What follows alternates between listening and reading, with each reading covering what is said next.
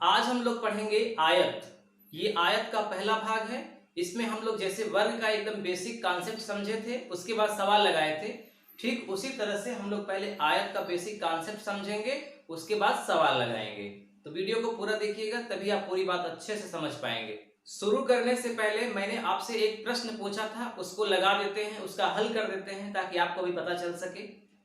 तो बहुत सारे लोगों ने सही उत्तर दिया है, कुछ लोगों ने गलत उत्तर दिया है। तो जिन्होंने गलत उत्तर दिया है वो निराश ना हो, क्योंकि मैंने पढ़ाया नहीं था, फिर भी आपने अच्छा प्रयास किया। और जिन्होंने सही उत्तर दिया उनको बहुत बहुत धन्यवाद।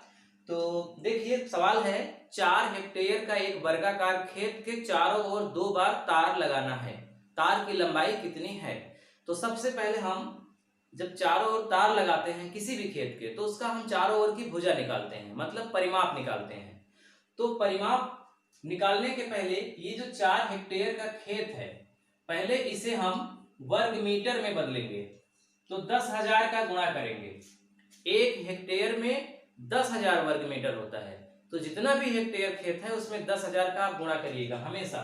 तो क्या आ जाएगा, 40,000।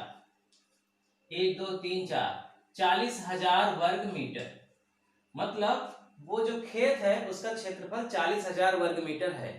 अब इस क्षेत्रफल से हम खेत की भुजा निकालेंगे। तो भुजा के लिए क्या करना होता है, आप जानते हैं कि भुजा स्क्वायर बराबर ही क्षेत्रफल होता है वर्ग का।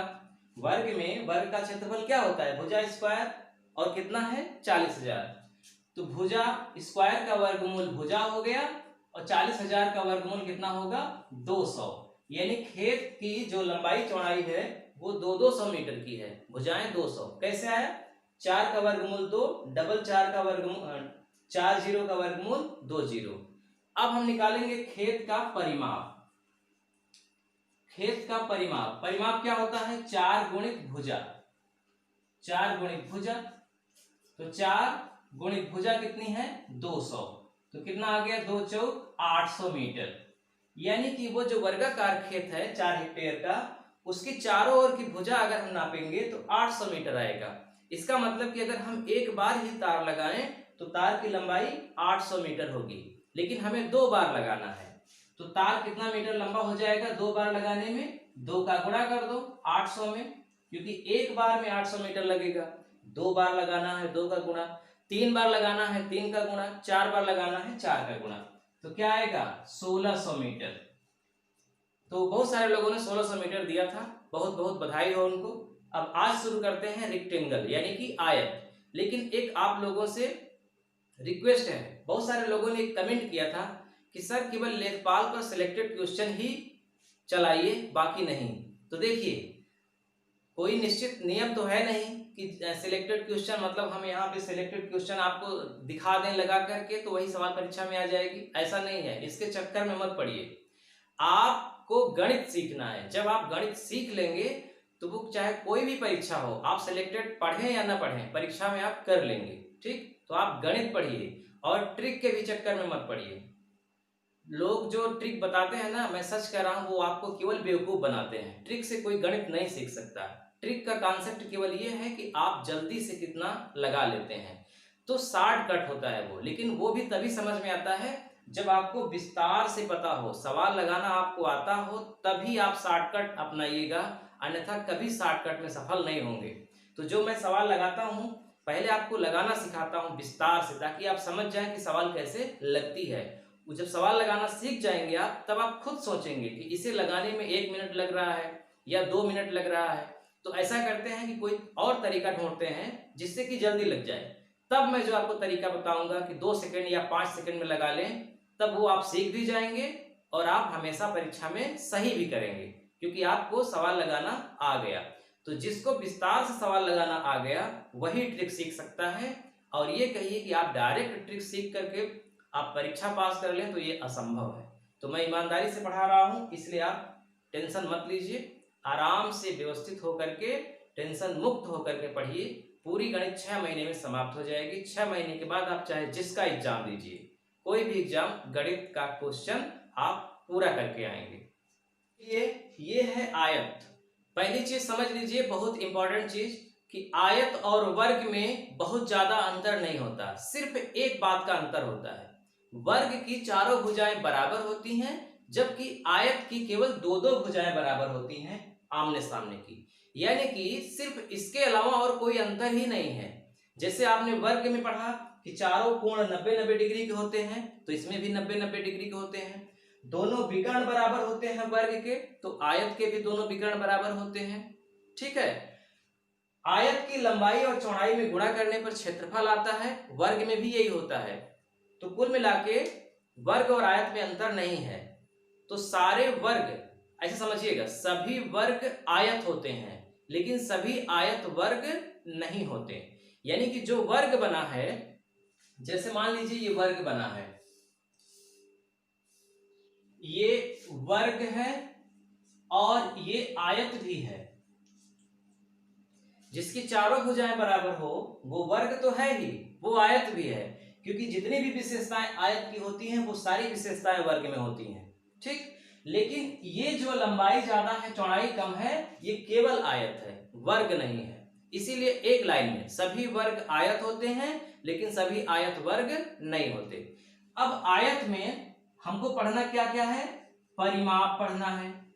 परिमाप का मतलब जो हमने वर्ग में पढ़ा था, चारों भुजाओं का योग ही परिमाप है। तो चूंकि इसकी दो दो भुजाएं बराबर होती हैं आमने सामने की, तो इसलिए हम 2 लिखेंगे, और वर्ग में चारों भुजाएं बराबर होती हैं इसलिए 4 लिखते थे।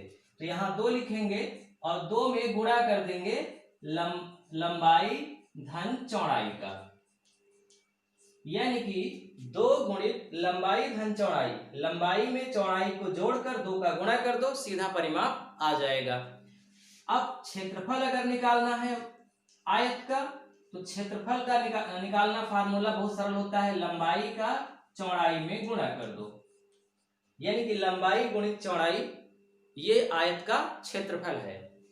और इसका विकर्ण निकालना हो तो विकर्ण निकालने का फार्मूला होता है रूट के अंदर लंबाई का वर्ग धन चौड़ाई का वर्ग, और फिर दोनों का योग करके वर्गमूल निकाल दो, विकर्ण आ गया।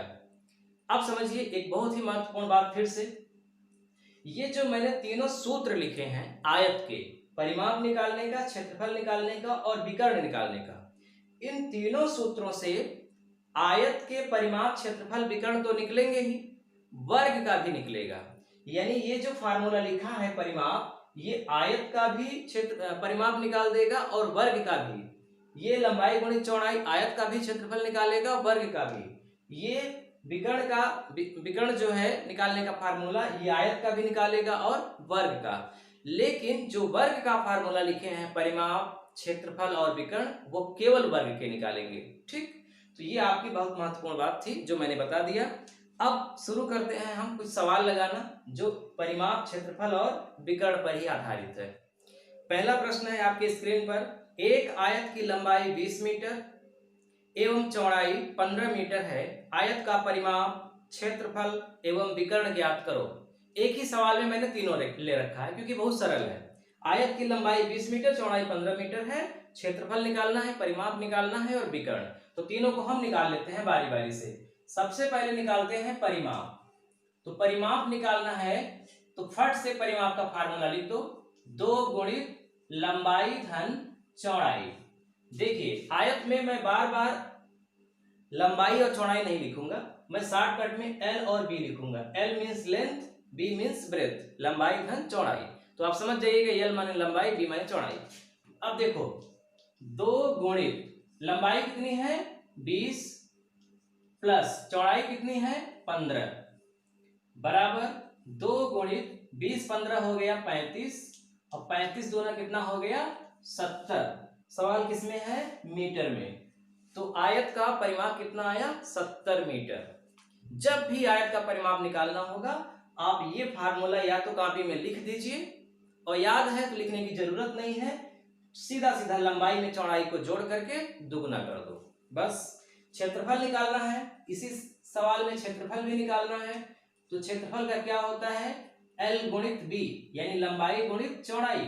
लंबाई है 20, चौड़ाई है 15, गुणा कर दो, 15 दूना 30, 10, 300 वर्ग मीटर। बहुत सरल, आयत का क्षेत्रफल निकालना बहुत सरल, दोनों का गुणा कर दो लंबाई का चौड़ाई में। और तीसरा है निकालना है विकर्ण। तो विकर्ण का फार्मूला यहां लिखा हुआ है, लंबाई स्क्वायर धन चौड़ाई स्क्वायर। तो लंबाई कितनी है 20, तो 20 का वर्ग, चौड़ाई कितनी है 15, तो 15 का वर्ग। ठीक, अब देखो 20 का वर्ग कितना होगा 400, 15 का वर्ग कितना होगा 15 15 हम 225, जोड़ दिया दोनों को 400 225 625। अब ये वर्गमूल का चिन्ह बना है, इसका मतलब 625 का वर्गमूल निकालो। आप जानते ही होंगे 625 का वर्गमूल 25 आता है, यानी कि जो आयत जिसकी लंबाई 20 मीटर चौड़ाई 15 मीटर थी उसका विकर्ण कितना आएगा 25 मीटर। तो ये तीनों चीजें परिमाप, क्षेत्रफल और विकर्ण निकालना आपके लिए बहुत आसान है, लिखने की भी आवश्यकता नहीं है, मौखिक कर सकते हैं। अब बताइए मैं इसमें क्या ट्रिक बताऊंगा। इसमें कोई ट्रिक बताने की जरूरत नहीं है, ये फार्मूला आपको याद है, मौखिक कर लीजिए, बस कैलकुलेशन तेज होना चाहिए। तो अब पहले सवाल तो आपको समझ में आ गई, अब आपको ध्यान देना है दूसरी सवाल से।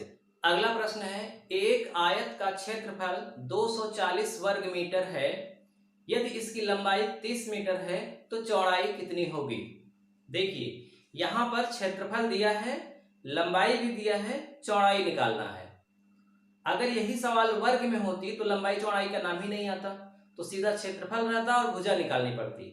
लेकिन आयत की विशेषता यह है कि इसमें दोनों चीज नहीं पूछेगा। अगर लंबाई दिया है तो ही चौड़ाई पूछेगा, और चौड़ाई दिया है तभी लंबाई पूछेगा। ठीक, तो चलिए क्षेत्रफल की बात हो रही है तो हम फार्मूला किसका लिखेंगे, क्षेत्रफल का ही। ऐसा नहीं कि हमको निकालना है चौड़ाई तो हम लिख दे चौड़ाई बराबर, ऐसा नहीं।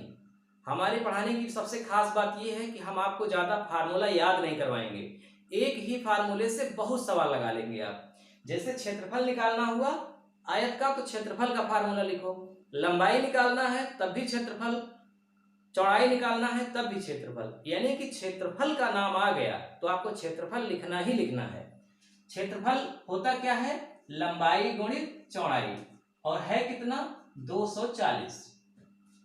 बस लंबाई कितनी दे रखी है 30, तो लंबाई के स्थान पे हो गया 30, चौड़ाई हमको निकालना है तो चौड़ाई के स्थान पे भी लिखा ही रहने दीजिए, क्योंकि वो तो हमको पता ही नहीं है, वही पता करना है।